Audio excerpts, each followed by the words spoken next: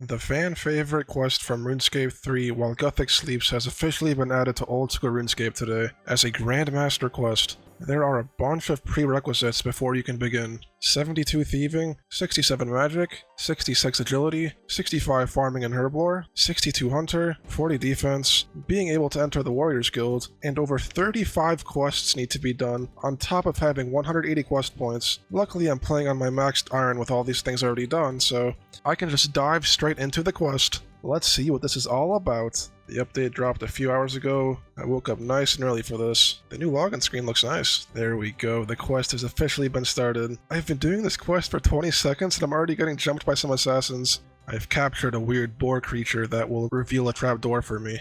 Since the letter E in Prohibited is a sideways fire rune, all I need to do is take a fire rune and put it in there, and that should open up the door. Easy as pie. Oh god, more puzzles. I failed the puzzle, I got thrown into the slammer, and I lost some items that I need to re-obtain. Boy oh boy do I love quests. Just captured this random guy from Draenor Village? Surely he's a nice guy. Okay, never mind, this guy's an asshole. I need to get myself and one of the prisoners some kind of armor set that will let us walk around here without getting aggroed. Need to kill a few of these elite knights for it. Okay, me and Salif are chilling here, and apparently a boss is coming up. Empowered staffs just straight up don't work. Well, that fight was questionable. Fire Surge with max mage gear took this guy down no problem. I failed nearly every mechanic, but that's okay. No way, did Duradel just die? Nah, surely he's still alive, right? If he's actually dead, I'm gonna be kinda sad. Well, Lucian has killed all my friends that I've gathered for this fight against the Majorat, so this can't be good. Well, I just spent about an hour doing a bunch of puzzles. No quest helper is quite rough, but at least I got the good old wiki. I have made it to the final boss, and the quest should almost be done. This guy shouldn't be too bad. Just pray range when he's yellow, pray mage when he's blue, and pray melee when he's white. He does attack faster the lower his hit points are, just need to be cautious of that. Holy shit, I almost got destroyed. That was way closer than it should have been. First try on the balance elemental has been defeated. Honestly, very easy for a Grandmaster quest boss. Lucian came back and woke up the Tormented demons. Also, touching the big sphere after killing the boss boosts your stats to plus 255. What the hell is that, man? Oh my god, those XP drops with the claw specs are crazy. I guess that's all she wrote. Meanwhile, should I be scared? Hey, this is where Guthix spawned, right? Oh good, more Dragonkin have awoken. Could this mean Dragon Slayer 3 is coming soon? Confirmed? There we go, quest completed. Some massive XP rewards right there, and now I have access to Tormented demons. Overall, the quest was alright, I'd say. I hate to say it, but in my opinion, this was probably the weakest Grandmaster quest compared to the rest. I don't know, man, the other ones are just so good, and I don't feel the same way about this one. This felt more like a Master level quest than Grandmaster. So they added a few combat tasks for the Tormented demons with the release of the quest, so I guess I'll go knock some of them out. But first, I need to check something. Oh my god, Duradol's actually dead. Kuradal is here now. Aw man, I'm gonna miss that guy. R.I.P. Duradel, you will be missed. This is his daughter, interesting. Talking to Kuradal after the quest gives you a small Slayer XP reward, and you also get a book that teaches you how to craft the new demonbane weapons.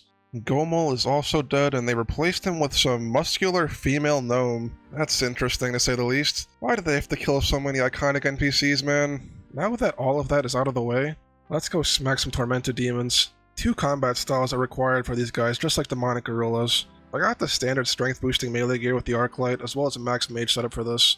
No idea if this is optimal or not since it's day 1 content and there's nothing on the wiki about this, but we are here to learn for ourselves. Wow, this place is jam-packed. Might take a long time to find an open world. Nice, I found an open spot. First Tormented demon kill after the quest. Let me see a Tormented synapse. Elite clue scroll, nice. And a free combat task.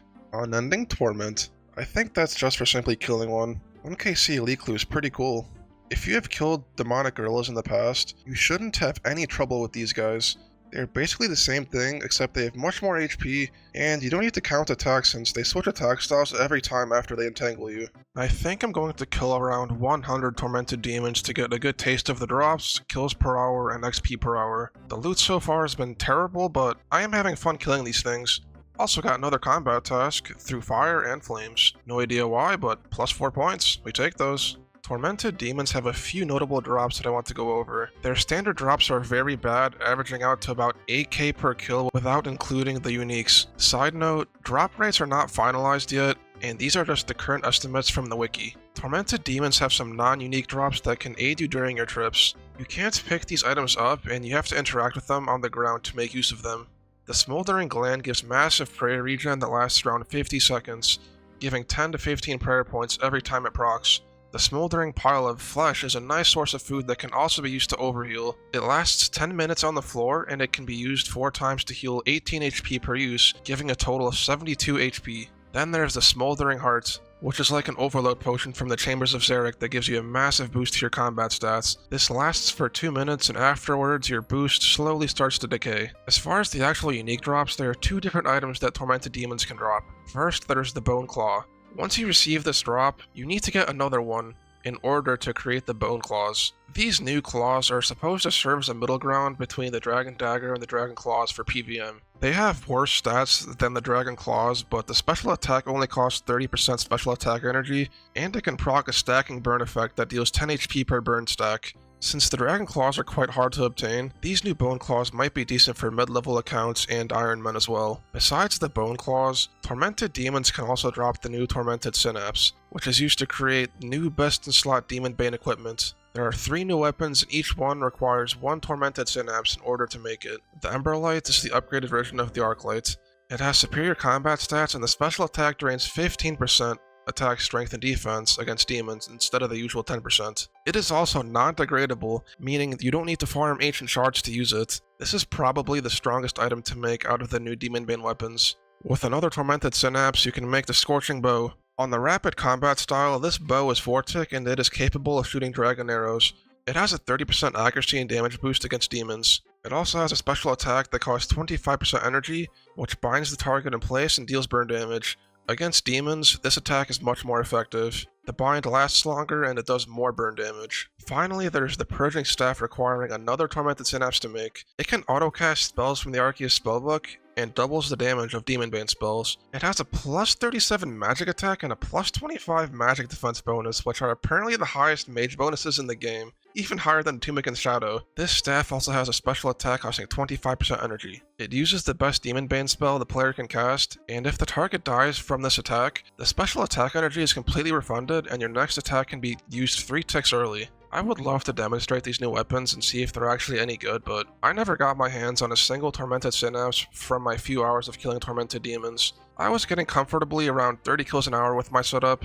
The XP per hour honestly isn't too bad here since they have a 1.8 XP multiplier, so you do get a considerable amount from killing Tormented Demons, especially since they have such high HP and low defense. 80k melee XP and over 50k HP XP per hour is honestly pretty good. I was long-ranging them with the Tumikin's Shadow and alching some of the drops for my mage XP, so it's not that great, but I'd imagine normal ranging it would be decent rates as well. I never tried the Bofa setup here, but I did see a lot of people using them on the Tormented Demons, so ranging them probably gives good XP too. I did some comparisons on the DPS calculator to see if these weapons are actually any good, and the max melee setup using the Scythe is outperformed by the max melee with the Emberlight against most demonic bosses. Pretty much Duke is barely the only exception since Demonbane is nerfed against him, but it's still very close to the Scythe. But yeah, the new Emberlight weapon is best in slot for Zami, Abyssal Sire, and Cerberus if you choose to melee them. In these comparisons, it's pretty much neck and neck, so I'm assuming that the other weapons are like this, where they aren't much better or worse than using normal weapons. I could be wrong though, I don't know. I could be wrong though. It took me a few hours to get over 100 KC on the Tormented Demons, and the loot tracker is quite bad. The drops here are not the greatest by any means, apart from the very occasional Dragon Arrow tips and some other things. Most of the time it's just fire runes, low-level herbs, seeds, and supplies. Overall, I think Jagex has been on a hot streak with pretty much all the recent updates, but this one slightly missed the mark. I feel like the quest itself wasn't necessarily Grandmaster level, and Tormented Demons might be dead content once the people that are missing Dragon Claws get the Bone Claws. The Demonbane weapons are cool, but if they do outperform non-Demonbane weapons, it's a very small difference. I don't know. Let me know what you guys think of this new update in the comments. I will say that the model of the Tormented Demons are really nice, and they ported them over for Runescape 3 very well. Anyways, that just about wraps up this video. A little different than the usual stuff, but I had a good time exploring this new content. Leave a like if you liked the video, subscribe if you haven't already, and I will see you soon for either another series video or Deadman Armageddon. I am not a PKer by any means. I legit haven't PK'd since 2007, but I do know that there is money to be made in Deadman, and I have an old account that lost all of its GP somewhat recently, so I could do a little rebuild on it possibly. I don't know, we'll see. Goodbye for now.